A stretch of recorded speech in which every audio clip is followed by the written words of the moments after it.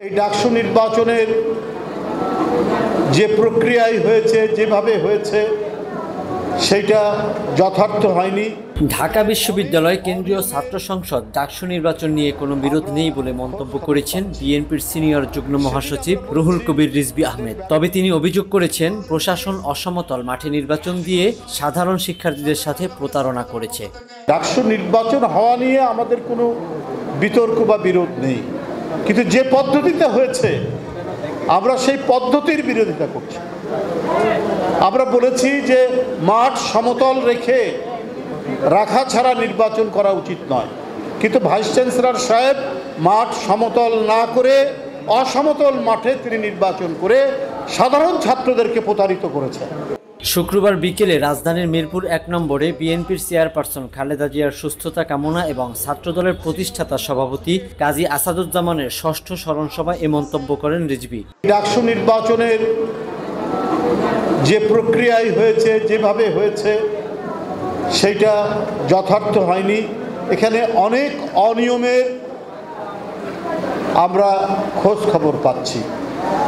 সেদিন আমরা বলেছি তাদের ব্যালট পেপার, ব্যালট বই, সেখানে কোনো নাম্বার ছিল না। জাহাঙ্গীরনগর বিশ্ববিদ্যালয় ডাকসুতেও তাই। একজন ভোটার সকালবেলায় হাতে লিখে সই করে তাকে ভোটার বানানো হয়েছে, কিন্তু এটা কর্তৃপক্ষ আমলে নেয়নি। ঢাকা বিশ্ববিদ্যালয় কর্তৃপক্ষ তাদের বিরুদ্ধে যে অনিয়ম, তাদের বিরুদ্ধে যে সমস্ত অভিযোগ উঠেছে সেগুলো আমলে নেয়নি, পাত্তাই দেয়।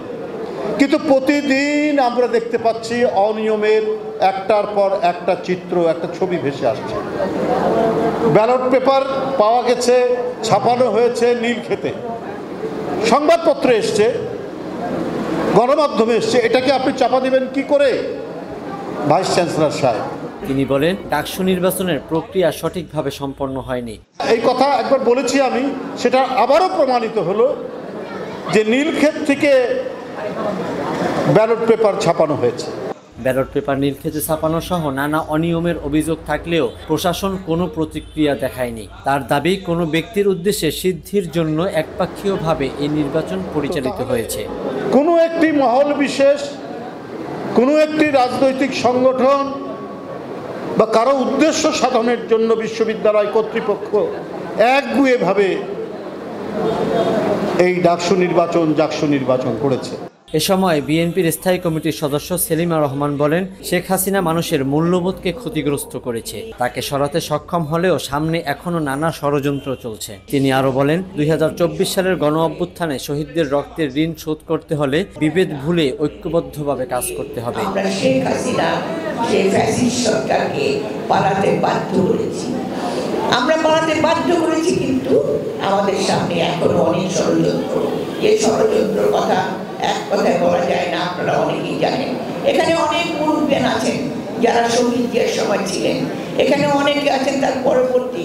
আমি নিজে এই মিরপুরে কতবার এসেছি, কতবার কাজ করেছি।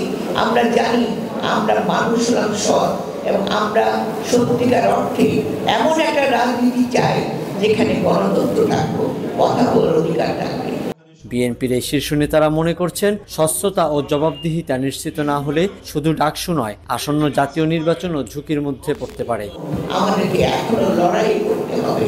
মেহেদী হাসান মুয়াজ, দেশ সময়, নিউজ ডেস্ক। বিভিন্ন মিথ্যা প্রচারণের মাধ্যমে আজকে বিএনপিকে হেয় করার চেষ্টা করা